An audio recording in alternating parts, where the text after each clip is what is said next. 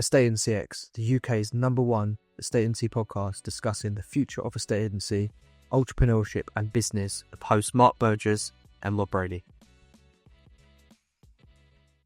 Welcome to this episode of Estate Agency X. Today I'm talking to Jacqui and Mark from Jackson's Estate Agents.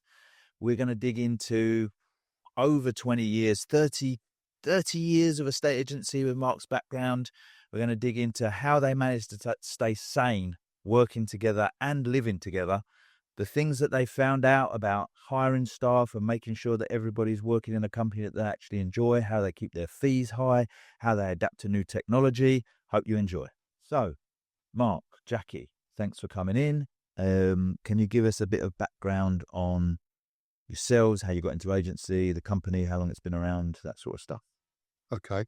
Perhaps if I start that, just because I've been in an agency a little bit longer. I got into agency by buying a house. I was, working in the motor trade at the time, repairing smashed up cars. I bought a house, first house. I thought, I could do that. So I spoke to the people that I bought the house from and said, if I wanted to become an estate agent, how would I go about it? And off the back of that, I started working weekends on a voluntary basis, just in their office. What year are we talking about, do you reckon? 87. Okay. Something like that. Yeah. Just after dinosaurs. Yeah.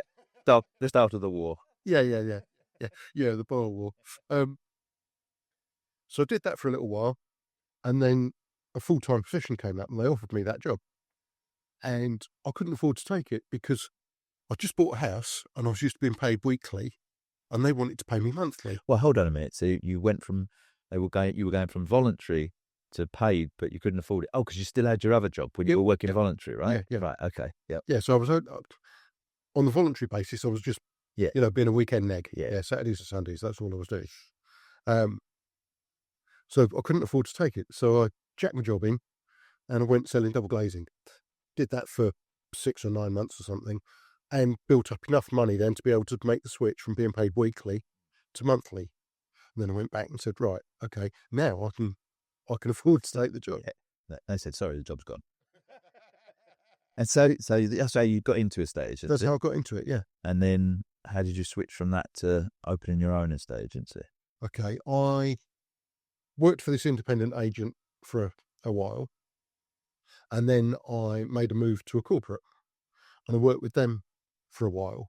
And during the time I was working with them, I started with them in 89, so it was, really tough. We were going through a big property recession, lots of repossessions and stuff like that. But the branch that I was in was doing quite well. We were winning awards both as a branch and individually. And I thought, hang on a sec, if I can do this, for a business, how hard can it be? Yeah, how hard can it be? Famous last word. Yeah, absolutely. So I said to my dad, this is what I'm thinking about doing, but I haven't got any money, So that's all right, I'll sort that out, as it were. Yeah. And we went off and spoke to the bank and said, if we opened an estate agency, would you back us? And the bank said no. I think because so many estate agents failed. So went away and licked my wounds, I suppose. Then I was talking to someone else, and they started talking about a franchise, a Century 21 franchise. Went back to the bank and said, if I had a franchise, if I took a franchise, would you then back us? And they said, yeah, absolutely. Because 80% of independent businesses fail in the first 5 years. 80% of franchises survive the first 5 years. And then fail. Well, there is that as well. But yeah.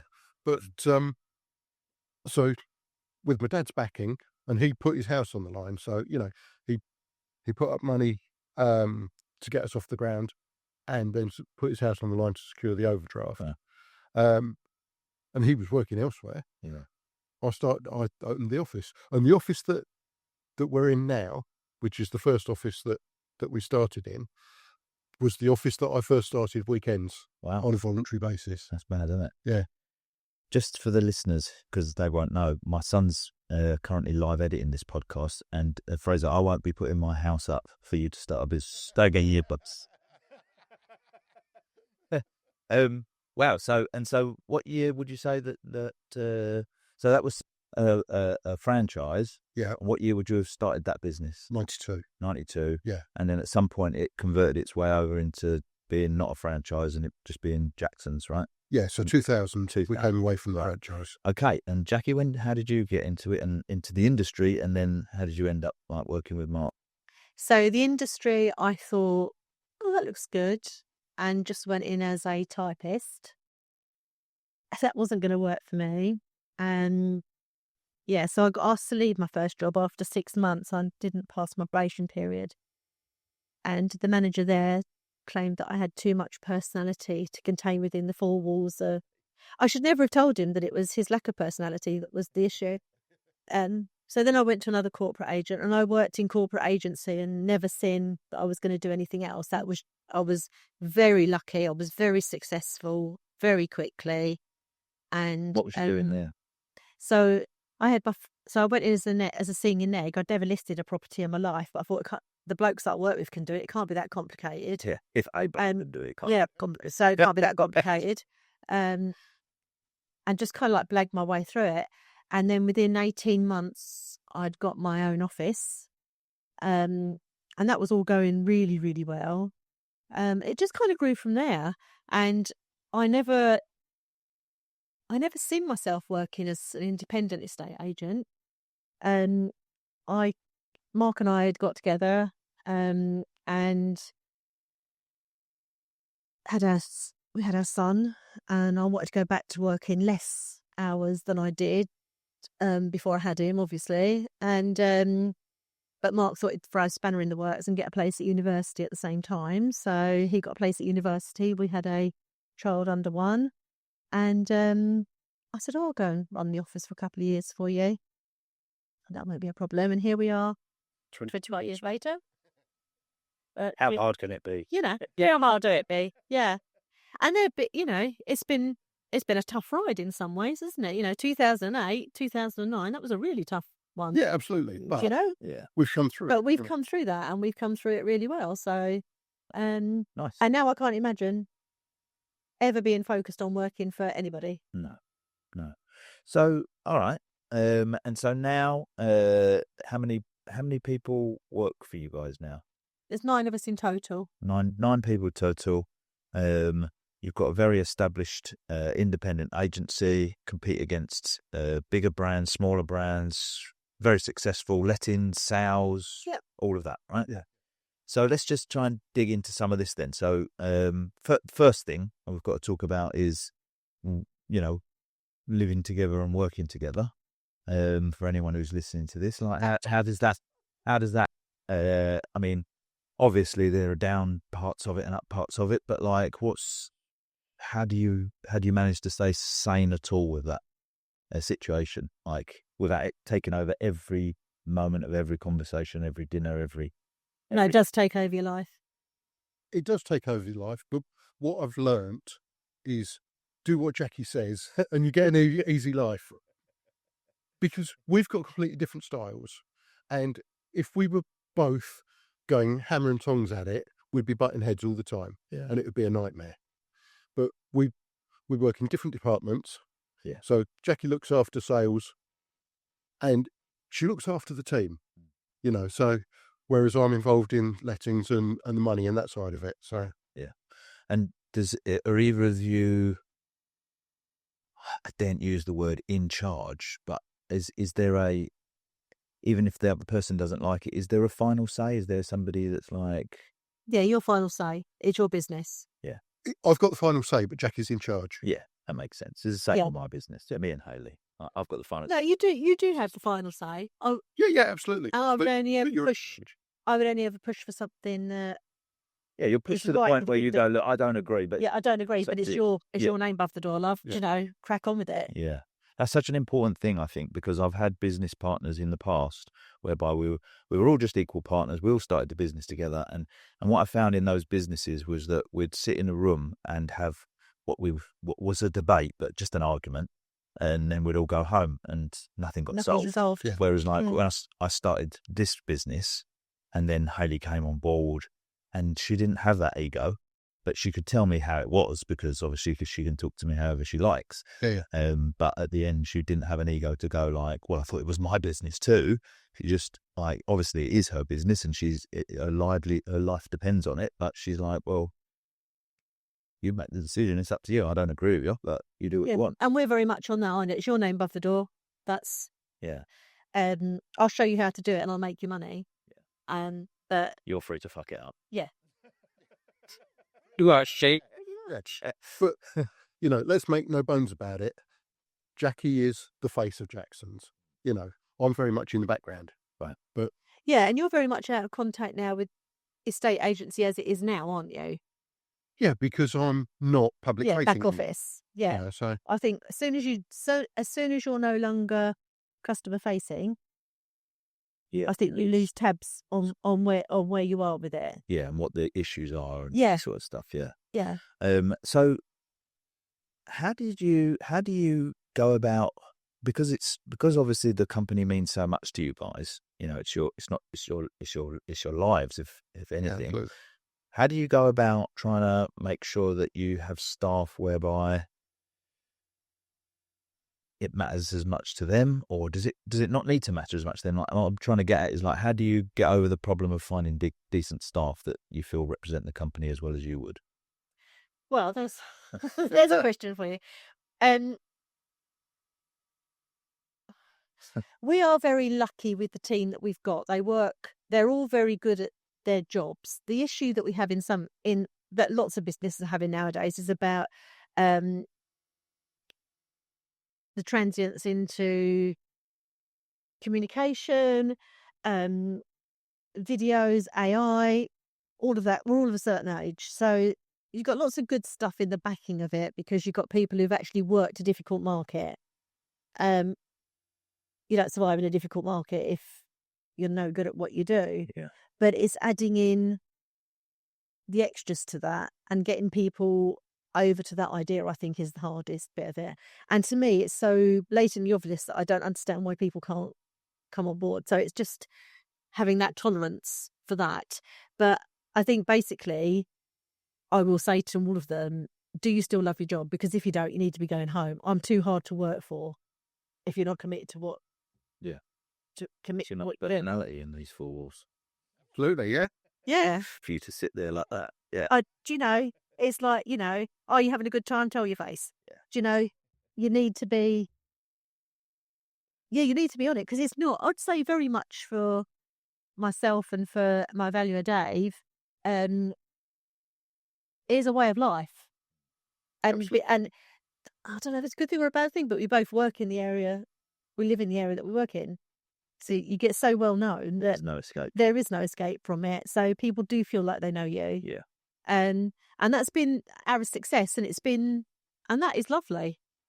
It would be nice if when you go out in your joggers and you without your hair washed to walk the dog, but you didn't see everybody that you know, but you have to balance up what you want out of life. And I suppose, saying to people that if you don't love it, you might as well leave it's not harsh. It's like, if anything, it's like, your life's too short for you to spend half your time in. I care too much about them. I want them to be unhappy. Yeah. Yeah, and I know that I'm not easy to work for. I know that I'm.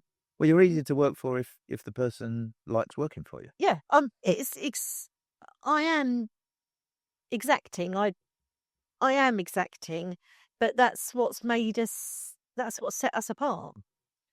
So, in terms of like the transition then over from, post-war estate agency to where it is today, how has the company managed to adapt with that side of things? Because I know obviously, like, you guys are using Life Cycle, and that's, like you said, it's pretty cutting edge in terms of estate agency software. So there must have been was there any sort of a tricky transition to that way of working? Because, Oh yeah, definitely. Yeah. How did that all sort of come about? What made you do it? What made you stick with it? And what was the problems? And so what made me do it was talking to you. That's what made me commit to it. And then, did I say something in particular that, like, you thought, well, that sounds about right? Or no, you said nothing. You said everything and nothing in one sentence, and it was listening to somebody who was passionate about their product as I was about what I do. Right. And I think that's so lacking in a business environment, that you hear anybody who's that driven or that passionate about something. So I could see the benefits and all of that. I'm also wasn't brilliant with technology. So we had Lifecycle in the very early days when it was bait. So it was like we didn't use it for everything. We were running another system alongside it. And then that was just the market appraisals, wasn't it? Yeah, And yeah. And so when we came into Lifecycle full stop, I was like, oh my God, what have I done? Yeah. You know, this is like, what have I done? And the thing that we couldn't really get our head around at all was the electronic diary. That sounds mad, but that was the thing that they couldn't get done. And I think we'd had it in about the July, August time. And as we broke up for Christmas, I said to all of them, there is no diary for next year. And we've turned the support off for the other system. Wow. So let's just talk for, when you say electronic diary, because like you say, it sounds mad now. Like, Yeah. What was it before the Paper diary. Right. So all the appointments are written in the diary. Absolutely. It's on top of the filing cabinet. Or Yeah. something. Yeah. We all Yeah. go and reference that. Yeah. Yeah. You've been there. You've done that. Yeah. You know how that works. Yeah. Yeah. So Now we're going into the computer. Now we're going into computer world. Yes. Yeah. And we're going into computer world. Yeah. And it was just a case of, and we did have staff that were like not happy with it, and we were like, it's done now. It is what it is, and that was the best. Going cold turkey was the best thing I would say. If anybody's trying to integrate two systems into one, just go cold turkey, because there is no painless way to do it. Yeah, someone said that to me the other day. Actually, they were talking about. They were saying we're gonna go on board with Lifecycle, and we're thinking we'll run the other system alongside for whatever 6-8 months. And how long do you think it would take to switch over? I was like, well, if you just switch the other one off, it would take a month or two, I guess. But if you have the other one for 8 or 9 months, then it'd be a month or two after you switch the other one off. Yeah, I would say that's probably right. I'd say people had tantrums and tears for about 6 weeks, and then it was like, it's normal now. It's just, oh God, now, we couldn't survive without it. I was talking with our valuer the other day about this, and I said, isn't it ironic that you now only have to do half of the things that you did when you came to us, yet you're busier than ever? Yeah, yeah. Well, everyone can always be busy, can't they? Absolutely. Everyone can always be busy. It's just what are you busy on? Yeah. Yeah. Is it smart busy, or is it just waste of time busy? Yeah. Okay. And so did you have a churn of staff? Is there new staff now that you work in this way with Lifecycle, as opposed to when you think back to the team that was there when you was sort of using paper diary, or is it the same team? No, same team in sales plus one. And we lost someone out of lettings, but not because of Lifecycle, for just for other reasons. Yeah. So they managed to somehow navigate through all of that pain and come out the other side. And is there still people in the company, do you think, that think, I still don't know why we've left the other system, or do you think everyone's over it now? No, I don't think that's even a question. Right. I think with lettings, there are probably some people, because we use a different system for lettings. Yeah. There are some people that think, why don't we just use that system? Yeah. Yeah, absolutely. Okay, so we've got the company started. We've found a way of trying to find staff by basically staying on top of whether they're enjoying working there or not. Do you have actually going back to that? Do you have a process to try to filter out if they're going to like working there, or is it a case that they seem a nice person, they start, and then we'll find out if they fit in? Or do you have a process before that of well, if we're going to hire this person, do they have to do anything in particular to, do you have any sort of filtering process to try and find the right people, or do you find it out once they've started? We tend to find it out once they've started, but Jacqui's a really good filter. Yeah. She's a really perceptive person. So she's got a really good handle on what people don't tell her. Yeah. Whereas for me... Yes, that's worrying for you, though, isn't it? Yeah. She knows things that you don't tell her. Why do you think I tell her everything? So, but for me, if someone tells me something, I kind of take that as gospel. Yeah. Yeah. Whereas Jacqui will, Jacqui's going, no, they don't think that at all. yeah, exactly that. Yeah. Okay. So the people side of things is a case that, like, we just stay focused on them once they join and see if they're enjoying the job or not, or if you're enjoying working with them. Technology side of things, it sounds like almost you, in a less polite way, basically said, suck it up. Yeah. This is where we're going. Like, and then they just did. But as much for me as for them, Yeah. because I could have gone on with the transfer is only a different kind of pain. Yeah. It's still a pain, isn't it? A transfer is a transfer. Yeah. Well, any change is a pain, isn't it? Yeah. So absolutely. So yeah, it's just not questionable now. Yeah. Okay. So the company's now moved on. So there's staff working there. They're in different technology. So what sort of challenges would you say you face now as an estate agency? Is it fee based? Is it I don't know. Where are the challenges inside the business? And challenges are stay. I think when you're at the top of your game, I think the challenges are staying at the top, and certainly within our patch, we are. I think the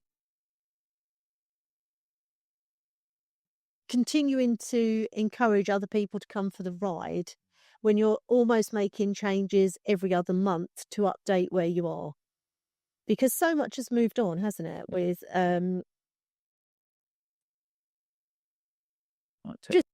just the integration of the AI, just all of that kind of thing. There's so much moves on that just as you get up to speed with something, You go, forget that. you go, oh, we're not doing like that anymore.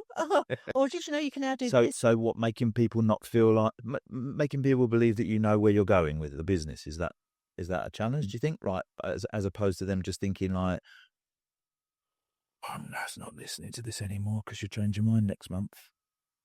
No, I don't think it comes down to that. I think it's just continually. I think the biggest thing is a bit. So when I spoke to you right early doors and that, we talked about the Google principle and the fact that Google gets more intelligent every couple of minutes or seconds or whatever it is, because you'll never ever be able to catch up with where it started and the data that it's collated to make it what it is today. So exactly the same with our database, but I think it's exactly the same with how our team was, because we're very I'm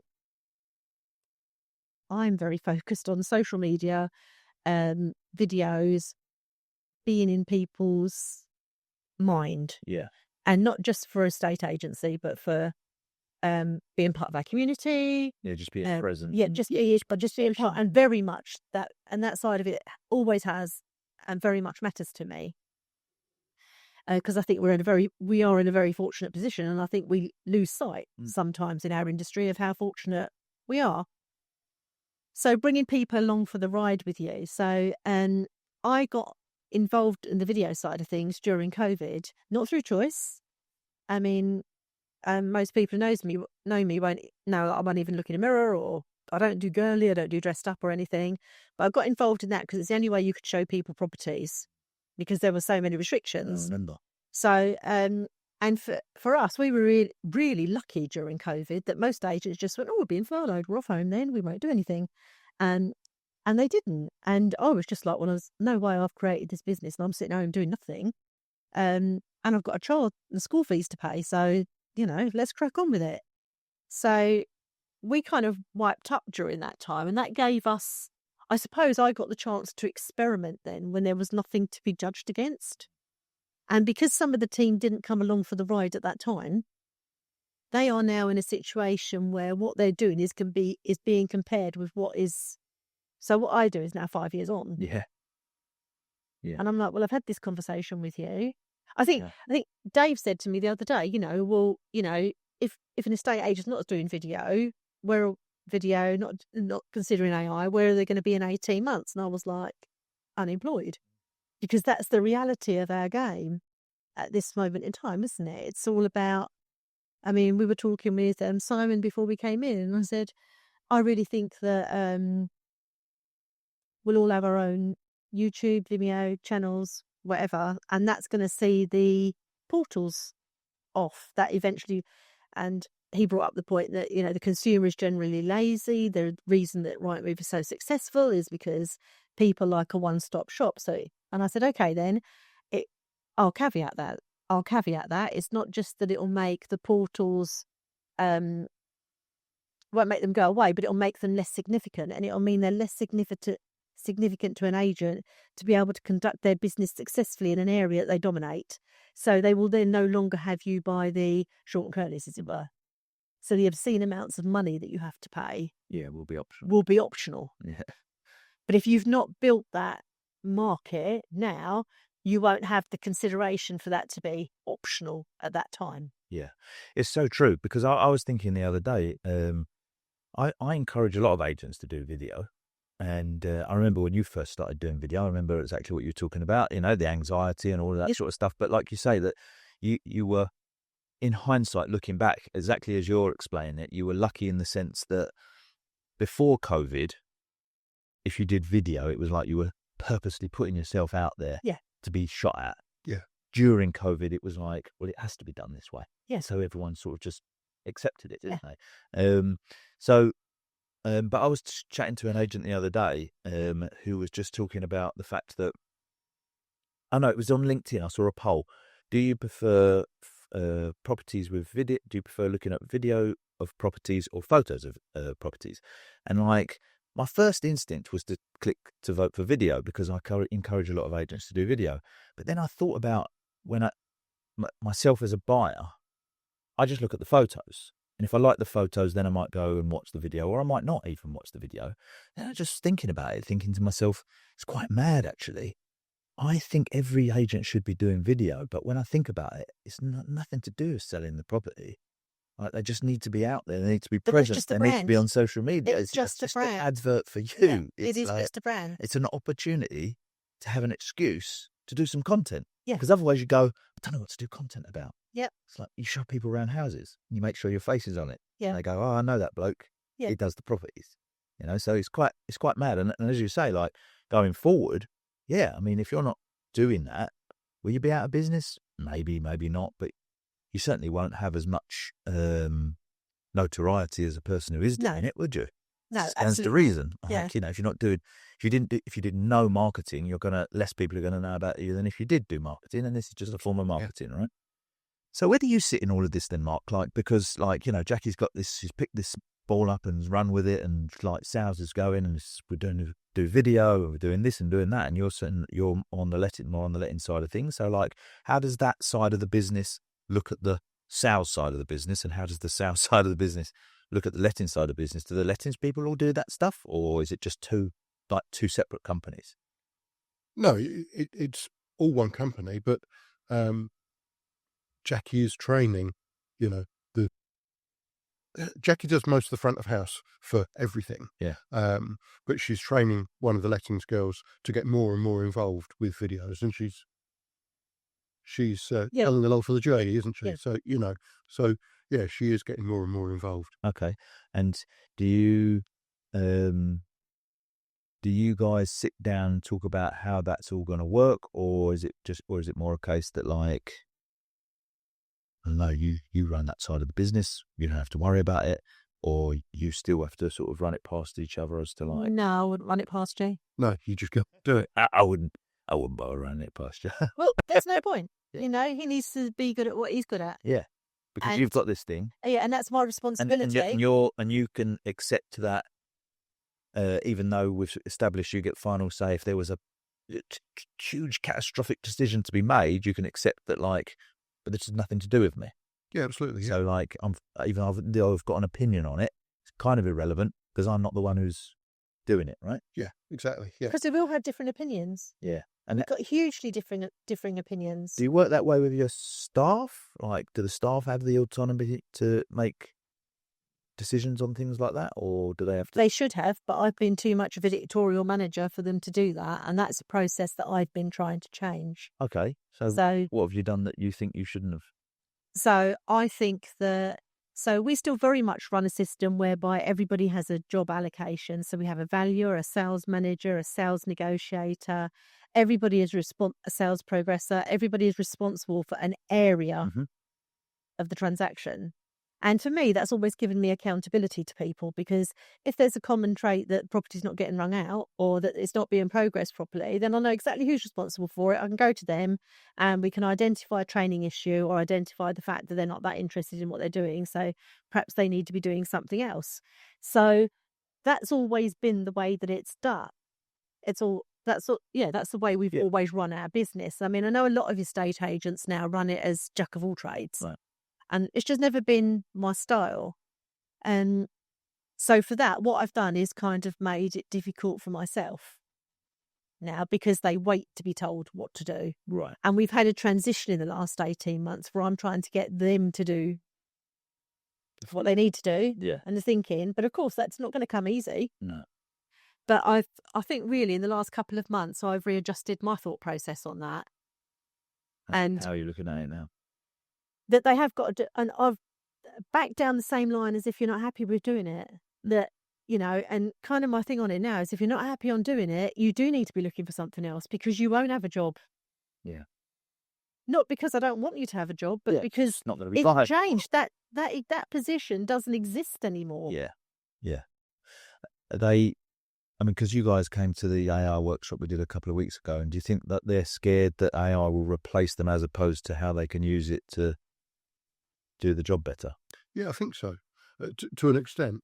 And I think you're the person that said, you still need someone to check that AI is right. Yeah.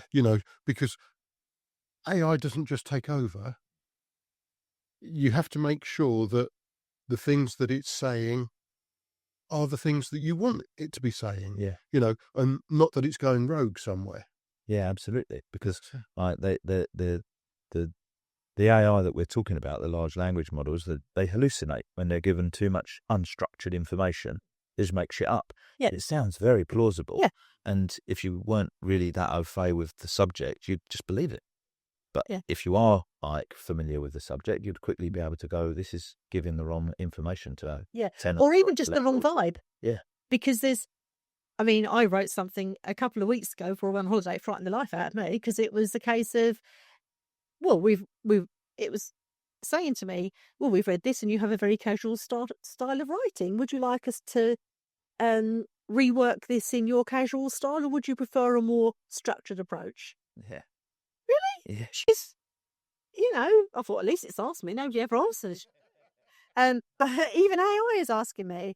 But I think it's right. I think the nervousness about AI in our team is based around the same nervousness they had about changing over to life cycle, in the way that they had about me taking paper files off of them. Oh my God, you'd have thought the world would have ended with you as well as everybody else. Why do we not need to write anything in triplicate? Because we don't. Yeah. That was a real one to get rid of. So I think now we're only going through the pain that we went through with Anything really. Yeah, it is just another, and Another. it is very much out there. And there's so much, there's a lot of bad that can be done with it, but there's a lot of good that can be done with it as well. And it can certainly make your work, if you use it properly, it's going to it condenses everything for you. It can Speed, yeah. Yeah, it's more but efficient, yeah. it's about, and I do think for a lot of people, it's going to be about them being able to put the right content in. Yeah. So the fact that what they're writing to start with is factually accurate, because I wrote half a dozen blogs before I went on holiday, and Dave, my valuer, said to me, "Oh my God, did it write them for you?" Well, no, I kind of had to put the information in. Do you know, it is. Yeah. It's so. I think again, it's just a learning curve, isn't it? Yeah, I think so. And but people sort of overestimate what it's capable of. Like I say, because a lot of the things that it's used for at the moment is stuff whereby you wouldn't know if it was hallucinating or not. Yeah. But when you do know that thing, like we've investigated it for answering some of our support tickets, for instance. It just makes shit up. Yeah. It just says go to the so-and-so menu in life cycle. It's like, there's no menu like that in life cycle, Yeah. but only because you know that subject so well. Yeah. Whereas if you were just asking it a random question about like, how do I use Excel, and it told you some crazy formula, you'd go, oh, that's clever, isn't it? Yeah. An Excel expert goes, but it's wrong. Yeah. So, but Excel in itself has got a structure, so there's going to be limitations to its wrongness. Yeah. Yeah, no. Whereas in our industry, could be just giving. it's so scary, the Yeah. lack of people who've not worked in a difficult market, or the amount of estate agents that don't have an understanding of the conveyance process, even to be able to know that somebody's telling them is right or wrong. Yeah. I think that's quite scary, is the amount of incorrect information that will be fed into some systems. Yeah. Do you think then that, so how do you see the future of a state agency in that regard? You've come from being in the industry before internet, through the internet, through estate agency software, onto big data systems, life cycle, now artificial intelligence. You're currently saying there's a team of 9 and you guys. So No, 9 without. Nine. There's a team of 9 there, sitting nicely in the market, got a good position. I don't know. What does AI do to that? Do you have less staff? Do you have more transactions? Like what impact do you think it makes? I think it's going to differentiate the staff roles. So I think it's going to individualise them more. But I think, and I know Mark feels differently to me about this, but I think give us 5 to 7 years and it will go down the route of the independent estate agent. So you'll get valuers, and you'll get valuers who hire people to do their viewings. You'll get valuers that hire people to do their sales progressing. So there'll become pools of people that don't just work for one agent. Yeah. And I think that's very much going to be... Or they'll use AI for it, I guess. Yeah. There's very much going to be the way that there'll be the goes. brand Yeah. that people want to work with. And which is why I keep stressing at the moment, it's so important to build your brand. yeah. And what about you? You say Mark disagrees with it slightly, or? I'm not convinced that, certainly with the timescale. Yeah. And I'm not convinced that necessarily people will go to having a valuer and a sales progressor who essentially works for themselves. I think they'll still be part of a team. Yeah. But do you think that the independent will thrive though, or do you think that the corporate will come back? Does this have any impact on those two, that relationship between how those two fight over the market? I think the independent will thrive because they're in a position to pivot quicker.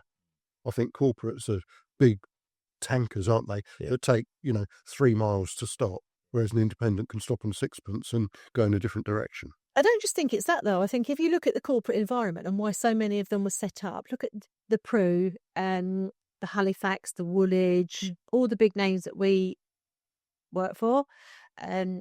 When they came into the market, it was to buy data. It was to buy information. Mortgages, yeah. Yeah, it was to buy mortgage leads. And so you don't need that anymore. So why would you go to the expense of having an industry that is so volatile? Yeah. That's not determined even by the people who are in that market, but by people somewhere else. Yeah. That determine the state of the country or the state of the financial situation within our place in the world as a country. And the market reacts so violently to that. So why, as a corporate, would you buy or acquire an asset like that when you can do it with data? Yeah, absolutely. I mean, but see, I was on a podcast the other day where the guy that I was debating with was saying that the corporates will win in this AI world because they've got all the data. And I said to him, but they haven't. They haven't got all the data. They've got names and email addresses all in a very unstructured database that's just a big fat mess. And AI can't do anything with that. And he was saying, like, no, it can, because it can clean up the data and it can put it. And I was like, no, it can't do that. And we agreed to disagree on it. But the way that I see it is like, a lot of people feel like Blockbuster was put out of business by Netflix because Blockbuster never went online and they had all these stores, and Netflix just went online and blew them out of the water. But that's not what actually happened. Like, Blockbuster did go online. Blockbuster had Blockbuster online, and they copied Netflix site, pixel for pixel. They stole some of Netflix people. They built the site. But Netflix were doing it, like you say, for data. They had built underlying algorithms that would know what films you'd want to watch next, what date, what descriptions to show you, all of that sort of stuff. And Blockbuster had just gone on the face of it. Well, people want it online. You can watch videos online, and that's the end of it. And that's kind of like the way I see it, the difference between the corporates and some of the independents like yourselves who are using specific structured data systems, it's too late for those people. What AI will do, it will give you the ability to work all the benefits that a corporate would have had. Yes. You could deal with 100 transactions now instead of 10 because AI can do a load of the admin for you if it knows, Yep. what jobs it's got to do. The corporate coming down to the personal level, that's quite a tricky thing to do, isn't Absolutely. it? Especially when, like, my job, I don't know, I don't really care. I'm just supposed to do this many viewings every month. Like, I never really thought about the customer experience, and no one's ever taught me about it. So I think the independent wins, whether it's, like you say, whether it's a sole person working on his own with AI bots and freelancers, or whether it's independent small companies umbrella. that do it. Yeah. Either way, I think you're right. I think as we're going to move more into a world of artificial intelligence and administration and all that sort of stuff, actually, personal elements probably going to become even more important. There are some companies rushing into AI, trying to get them to answer their phones and everything. And even for someone like myself, it's just fucking annoying. Yeah. I don't want to talk to a computer that doesn't understand what I'm saying. I want to talk to a person at that point. Yeah. The computer can deal with all the admin. And I think that's a really, really good point with a conveyance system in England that's so broken that so much can go wrong. And at any stage of your life, whether it's your health, your finances, your family, whatever it is, if something goes wrong, you want to talk to somebody. Yeah. And I don't think any amount of data No. is going to be replacing that. If it was, I just can't believe that Purple Bricks ballsed up the market the way it did, because they had the perfect model to wipe clean. Yeah, they did. They just didn't realise what they were doing with it. But it's exactly what you're saying. It's when something goes off track. Yeah. That the data's you'd need too many possibilities sitting inside the database, which would make the large language model confused anyway. As an example, like I phoned a restaurant to say I was going to be there early. Can I use their bar? Their AI assistant doesn't know what that means. They just said, we hold your table for 15 minutes. It's like, what? Yeah, the nearest possible answer. How many permutations would they have had to think up to get to the one that was like, I'm going to be there a bit early. Can I have a drink at the bar? Yeah. It's just, you want to just talk to a person at that point. Yeah. Like you say, like when I'm scared about, I don't know, or not scared, I'm anxious about my home move. The things I ask there aren't going to be straightforward enough for it to answer, are they? I want to talk to a person who goes, "Oh, don't worry, we've dealt with this thousands of times." Like, and I know a person who can help you with that. That empathy is so important. Yeah. That is, and that's why teams are so. That's why I think teams are so important, because my sales manager and my valuer would sell their granny if they had to.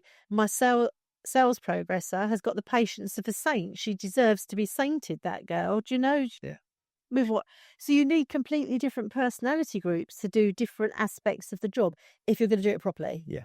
And not everything has an answer. No. Sometimes people just want to vent.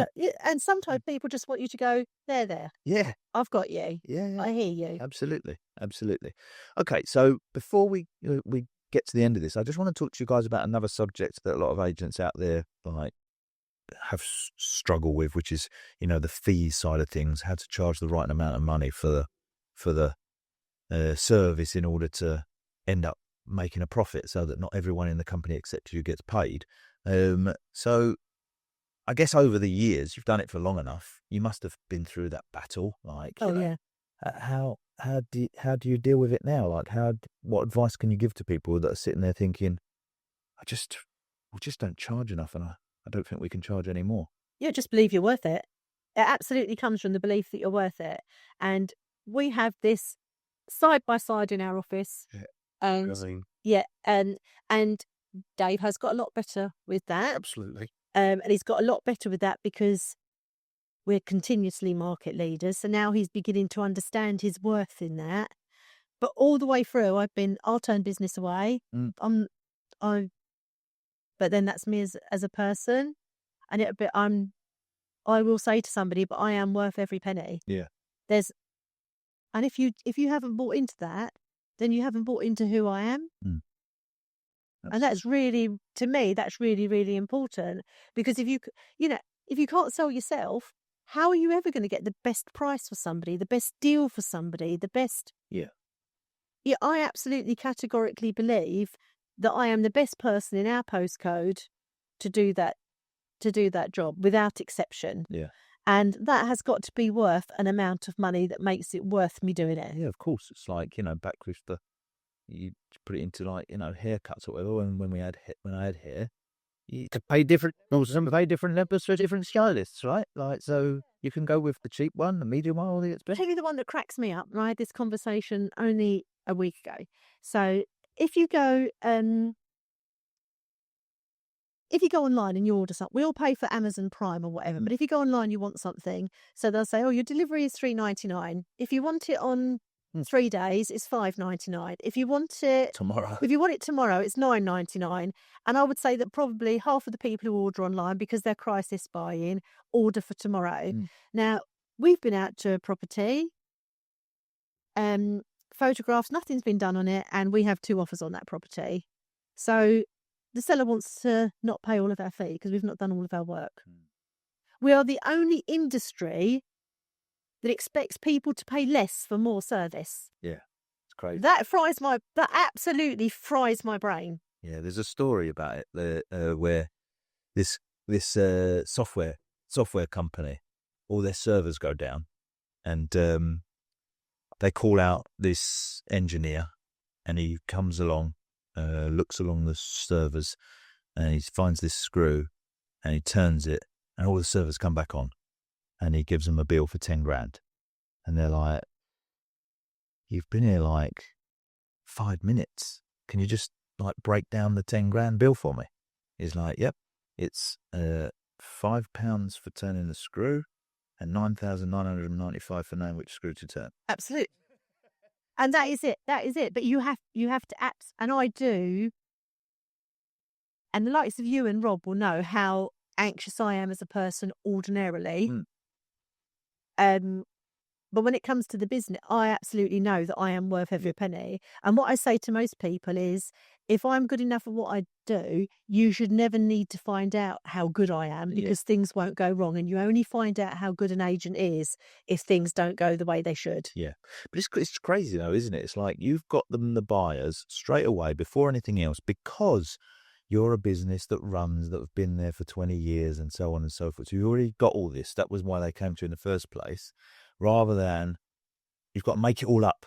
Yeah. Like once they put it on the market, and that they would be happy to pay for. Absolutely. But the fact that you've already done the work, crazy. So has there been points then whereby you didn't feel that way, or you've been like that forever? Have you always been, because you're market leaders there, so have you always been market leaders? Or, because now it sounds like you've got a combination of market leaders and charging what you want. Was it always like that, or did something? And it's not always charging, because Dave, what flick switched? What switch flicked? Yeah, It's a hard way round. yeah. What switch flicked for you to think we can have the fees we want and be market leaders, rather than, well, if we're market leaders, we've got to take it on at any price, or we can have the fees we want and we won't be market leaders? I think that you've got to just believe. Yeah, and also we had to bully, to a certain extent, our valuer to not just want to undercut everyone just to get it on. Yeah. So but when you say bully him, I mean, obviously you had to convince him to do that, but I guess you also had to make him feel safe that he wasn't going to get fired. Absolutely. Not taking it on. Yeah. Yeah. And I still say to him to this day, step away for something, and if you step away from it, then it's not.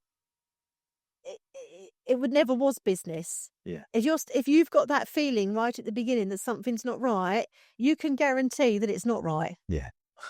I had something similar the other week with a salesperson who was asking me if we could do this crazy deal for somebody on Life Cycle. I was like, no, why would you want to? And he was like, just, need a win. I was like, that's not a win. Don't worry, because that's not a win anyway. So like, It's like when you watch The Apprentice, isn't it? Well, could you give me 5p off? Because then I can say, really? Yeah, absolutely. Do you, but I absolutely believe you've got to value yourself and your ability. So someone who's listening to this, who can relate, who's thinking, oh, I've got that valuer as well. Like, they just keep on doing it cheaper than I'm telling them to. I don't know. How do they solve it? What should they be doing? The input in that has to be into developing the what's the word that I'm looking for? Developing the confidence of that valuer that their job in the line isn't on the line if the figures dip, because the numbers might dip, but the income will increase. Yeah. And the very fact that the numbers dip means that you can spend more time with the right people. You spend more time with the right people, they tell more people, and it kind of starts to regenerate itself. But it's just being a nursemaid, hand-holding, Yeah. that period. And I also think any decent valuer also has a huge amount of ego. Yeah. And it's all about losing out to somebody else. You've got to forget about that. Yeah. Your only competition is yourself. Yeah. Anything you do in life, your only competition is yourself. Yeah. Do you think it makes a difference that you're also proving it could be done? Absolutely. And I think every time he goes on holiday, he poos himself over that. Yeah. And it really kills him to go, Yeah, because you go out listing and the fees go up. yeah, and they will still go up. But then somebody's pay. It's like you said about going to the salon. It's paying for the director as opposed to paying for the senior. You're right. And like you said about talking to me the first time, you liked the passion, you wanted to work with the company, Absolutely. and only the owner of the business they can do that. Yeah. Your staff, they can't do that. So you can't expect them to be able to, but they can learn how to overcome a fee objection without saying, well, the only way I could get it on was to drop the fees. Like, yeah, there's got to be another way. Otherwise, surely that's not the job that you're supposed to be doing. Well, you've not sold enough of yourself, or you've not imparted it, or because there are going to people, and we've had this competition where I've said to people, look, you're quite clearly not going to pay for, you don't agree with the way that we work. Yeah. You don't agree with the way we do this. So then we're not the best agent for you. Yeah. When you've sold, you want to buy, come back. Because we've got all the properties. Everything you need. Yeah. And We've got restaurants. Yeah. that's, Yes, So it's just belief. Belief. Belief, and it was the same. I guess it's the same for all of those things we spoke about. The software. This is what we're doing. This is the road we're going down. Suck it up. We're getting on with it. These are the fees. This is what we're worth. yeah. And if somebody is, I guess, if a valuer is going out there and they're coming back saying like, I had to do it for cheaper. Then the question is, do you not believe in what we do? Yes. Like, because if you believe in what we do, why would you have had to have done it for cheaper? You would have either walked away, or they would have paid the fee. But there isn't a bit in between where you had to do it for cheaper. Yeah. The bit in between where they had to do it for cheaper was you conceding that we're not worth it. Yeah. That's brilliant. Well, look, we could keep talking forever, but we're out of time. So thank you both very much for coming in. Thank you, Mark. Thanks for listening to this Estate Agency X podcast. Can you make sure that you're actually subscribed to this podcast channel if you liked the content? It helps us massively to get better guests, and it just helps us generally. So you might think you're subscribed, but just have a double check whatever your podcast platform of preference is, that you're actually subscribed, and then that way we can continue to grow the channel and get better and better guests for you.